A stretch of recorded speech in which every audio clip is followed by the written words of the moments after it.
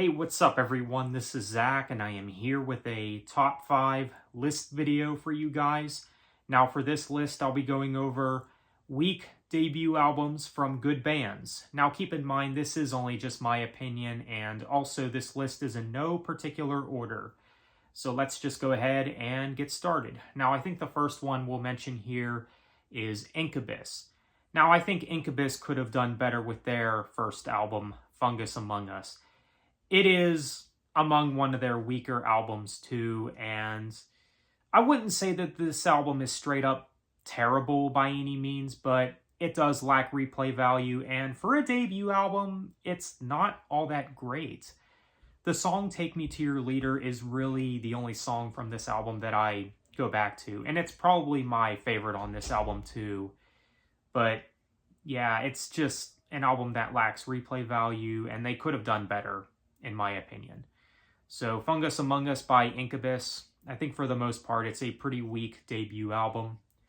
So the next band up is Dream Theater with their album When Dream and Day Unite. This is the only album that the band did with Charlie before they got James LaBrie in the band. Now I think Charlie does have a fine voice, but this album just hasn't aged too well, in my opinion. It definitely sounds very much of its time.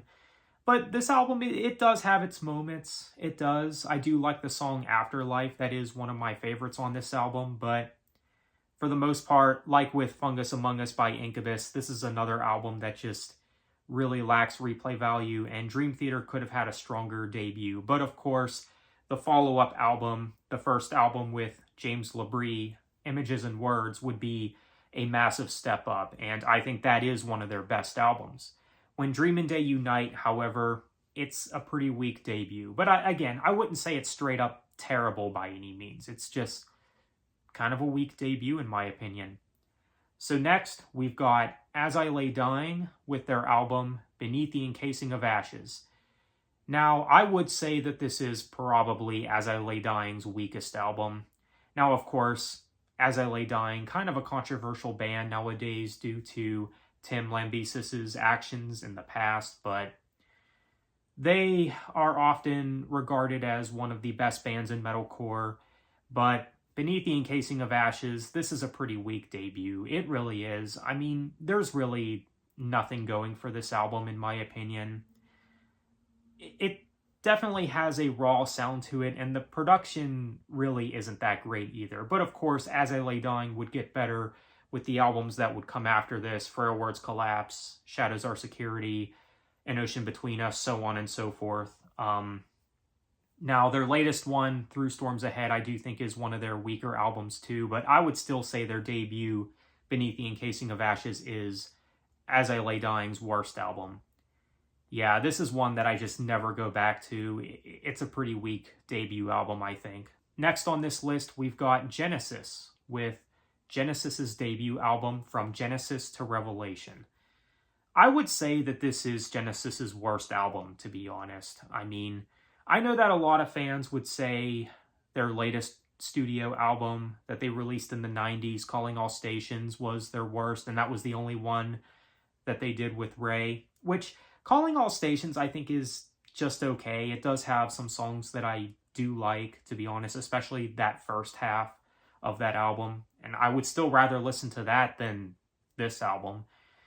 I mean, From Genesis to Revelation, this album just doesn't really have a lot going for it. I just find it to be pretty boring and just really lacks the replay value. And when it comes to progressive rock bands, I think there's other bands that have had stronger debut albums, like King Crimson, for instance, and The Court of the Crimson King, which I think that's one of their best albums. So yeah, when it comes to progressive rock, there's definitely been better debut albums, but this just ain't it, man. This album just ain't it. I mean, I think it is the worst album from Genesis, to be honest. Okay, so the last one for this list, we've got Judas Priest with their debut album, Rockarola. This is one that I definitely knew I wanted to place on this list because, man, this album has not aged well. I don't think it's held up at all. And it is one of Judas Priest's worst albums, I think, easily.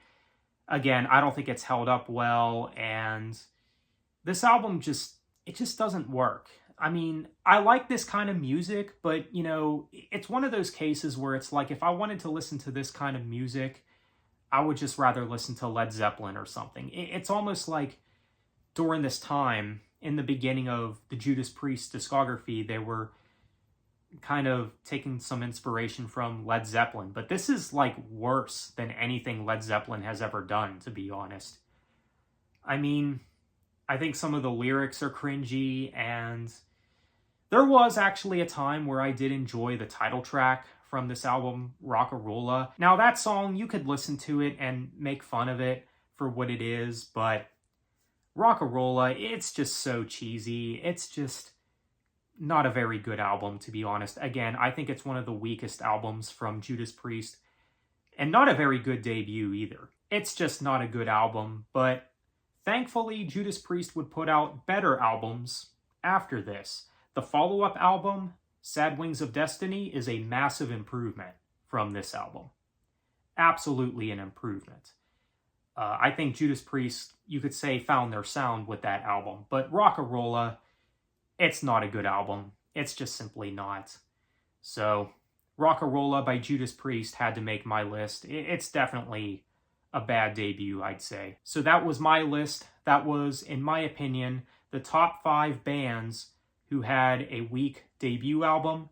Let me know what you think. What are some bands you thought had weak debut albums? Feel free to let me know in the comments. And what did you think of my choices? Feel free to let me know. So with that said, thank you for watching, take care, and have a good one.